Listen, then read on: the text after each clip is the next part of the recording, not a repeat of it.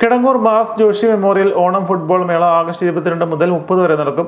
Kidangoor saint Mary's higher secondary school ഗ്രൗണ്ടിലാണ് മത്സരങ്ങൾ നടക്കുന്നത്. കിടങ്ങൂർ പഞ്ചായത്തിലെ 16 വാർഡുകളിൽ നിന്നുള്ള ടീമുകൾ മത്സരിക്കുന്ന 44ാമത് ഓണം ഫുട്ബോൾ മേളയുടെ ഓഫീസ് ഉദ്ഘാടനം ജോസ്മൻ മുണ്ടക്കൽ നിർവഹിച്ചു.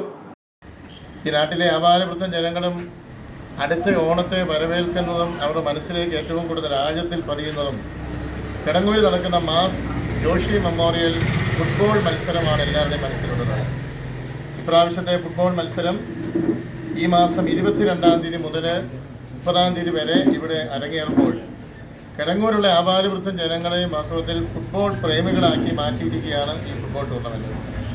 അതിന് ഭംഗിയായി 44 വർഷവും ഒരു ഗ്രാമം ഇതിനു വേണ്ടി ചേർത്ത് പിടിക്കുന്നു, ചേർന്ന് നിൽക്കുന്നു, ഒത്തൊരുമയോടുകൂടി നിൽക്കുന്നു. അതിൽ ജാതിയും മതവും ഒന്നുമില്ല, എല്ലാവരും ഒത്തുചേർന്ന് ഈ മേള ഈ നാടിൻ്റെ ഒരു വലിയ ഉത്സവമാക്കി മാറ്റുന്നു എന്നുള്ളത് വളരെ പ്രധാനപ്പെട്ട കാര്യമാണ്.